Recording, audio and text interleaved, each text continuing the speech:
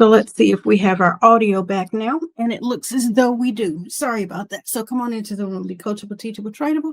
Post your city and state where you're catching this information from on today. Today is tutorial 9 of our step-by-step system building series. And if you are an emerging speaker who is struggling to keep track of where each speaking opportunity stands in your entire system, then today is the day for you to understand how we're going to build a pipeline to visually track your leads from initial inquiry to a booked speaking gig. And so you're probably wondering, how exactly does this work in our sequence? Well, pipeline comes in at number 8. We've organized our contacts with the CRM, custom fields, and tags, and now we need a visual way to track the opportunities associated with those contacts, okay? And what does that have to do with the pipeline? This is what GHL calls it, so that's what we are going to call it. It is a visual representation of your sales process. It shows you how many opportunities you have and at which stage. It helps you see where the deals are getting stuck. It helps you to also forecast potential revenue, and it turns your list into contacts, your list of contacts into a real business process, okay? So there are 5 specific stages that we are going to discuss on today. And I need for you to grab your handy dandy notepads and make sure that you are jotting this down. And if you are not jotting this down, guess what you can do?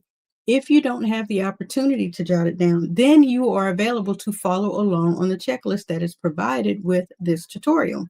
And so number 1 in these 5 stages of the speaker pipeline, the inquiry is received, okay? So this is where the new lead comes in from your form that they completed. This lead is promoted to step 2, meaning they are qualified. You've reviewed the inquiry and determined, hey, this is a good fit. Number 3 is where you book that call that they have scheduled using the link that is provided in your automation so that they can get on your calendar. Number 4 is the proposal is sent after you have the call with them and you specify the details. You send them a formal proposal or even a finalized agreement, depending on what your system is like. That includes, most times, a deposit. That may not be your system. That is my system. So that is the reason that I'm speaking on that. And then number 5, the booked or lost. This is the final outcome. You've either won the gig or lost the opportunity. So these 5 stages are the stages that we're going to set up in your pipeline, okay? And in building your pipeline, you need to make sure you follow your checklist step by step by step. So let me go ahead and get this checklist on the screen so that you guys are available to see what this looks like in real time. And let me move myself on over and out of the way. And so here specifically in this specific, let's bring this up a little bit bigger on the screen. You guys should be able to see that. So here in this specific checklist number 9 for tutorial number, I know it sounds crazy, but for tutorial number 9, this is checklist number 9 of the speaker pipeline. As always, I asked you guys to go through a pre-planning stage. And that's where you review your current speaking opportunities, identify the stages that your prospects are going to go through, determine what information that you need, and plan how your pipeline will integrate with your CRM and your tags, okay? And you want to make sure that you go through this process to ensure that you yourself know what your system order is like, right? And this is one of the ways that you can figure it out by planning, okay? And so currently you should have in your system, and if you have no earthly idea what I'm talking about, it may be because you do not currently have a GHL system. And of course, it is going to be my suggestion that you use the link below and go to ghl.martinabrityelverton.com, get your own GHL account. It's a 14-day free trial attached to it before you actually opt in to the monthly investment, okay? And that is the investment of your choice, $97, $297, or $497, depending on if you're doing this for yourself only. You can have 3 snapshots in your account for $97 a month, Or if you choose to actually help others out, you can have unlimited snapshots inside of your account, meaning sub accounts for $2.97 a month. Or you can actually become an agency and you are available to run your agency at a $2.97 level or a $4.97 level. And at the $4.97 level, you're available to set up additional advanced automation and the type of billing that comes along with that. But for this particular segment, all you need is the $97 per month plan, okay? When you actually get that specific plan, you're going to go to the opportunities in your GHL account. So let me go ahead and also additionally get that GHL screen up for you guys so you'll be able to see it again in real time. Let's get that blown up on the screen and let's bring that on to the screen for you to see. So here inside of the GHL account, moving my cell phone out of the way, you guys will come over here into your left hand side and you would go here to the opportunities pipeline. So here in the opportunities pipeline, if you do not have anything listed, okay, yours will be blank, okay? If you do have some data in there because you actually have a preloaded sub account, then you may have an opportunity in here. Again, yours will more than likely be blank because you are a new entity, a brand new, stuck or struggling, emerging speaker, and yours will be blank. Add opportunity is where you're going to be looking at, or you're going to be clicking on your pipeline and you're going to be looking at the opportunities to create a pipeline here. So there are different things based on where you are. Okay, so you want to again access this area on the left hand side, and that is where you're going to click the opportunities options here, and then you're going to look up top and you're going to click on the pipelines up here. Again, the first thing you're doing is creating a new pipeline. So when you create the new pipeline, you're going to name it. So let's name this one. I like to do this for the purpose of keeping them separate. Demo speaking opportunities. Yours will be named speaking opportunities because you are actually setting this up in real time for yourself. Looks like I'm missing an I in there. Okay, so demo speaking opportunities, and you're going to create each of the 5 stages that we defined above. So if you're looking at your handy dandy checklist here, then when you get to this part and you're speaking opportunities, set the pipeline as active. We'll do that in just a moment. You're actually going to create the different stages that we just said above: inquiry, qualified, booking your call, proposal, and of course the booked or the lost. Okay, let's get back over here and we're going to cut and paste, and we're just going to say inquiry received, qualified, call booked,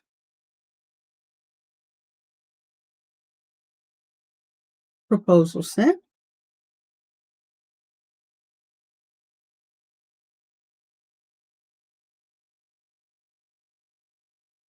and booked or lost. Adding that stage, naming it booked or lost. Okay, so again, this is for the new lead. Once you've reviewed it, after you had the call or when you booked the call, the proposal that you send, and whether you booked or lost the entire opportunity. Once you create those 5 different stages, you're going to say create. Now, once you create it, you'll see it located up here at the top, and you're available to go in and make any additional edits by clicking the edit button. So should you need to do so. Okay. And so when you go into the opportunities and you set up this pipeline, you create the new pipeline, you set all of the 5 stages. Now we're going to discuss the ways in which you create the opportunity, because that is what comes next. So when a new inquiry comes in, you'll create an opportunity card. And so the way that you do this is go to the opportunities tab. We're not doing anything else to the pipeline. Let's go to the opportunities tab. So here inside of the opportunities tab, you'll need to go in and actually toggle that drop down so that you get to the correct opportunity pipeline that you just created. Okay. And so when you do that, you'll actually go in here to this available area. When a new inquiry comes in, you'll create an opportunity card. So here in the opportunities tab, you want to add new. So we're adding a new opportunity here. Okay. When you add this new opportunity, you're going to fill out the contact name, opportunity, and all of this information here. If and when you're needing to do this manually, then this is where you would actually target each piece of information. You would actually go in and you would actually enter each piece of information based on when the opportunity and when the contact name and when the email and all of these different stages come along. This is the varied options that will be auto-populated once this is set up through your workflow.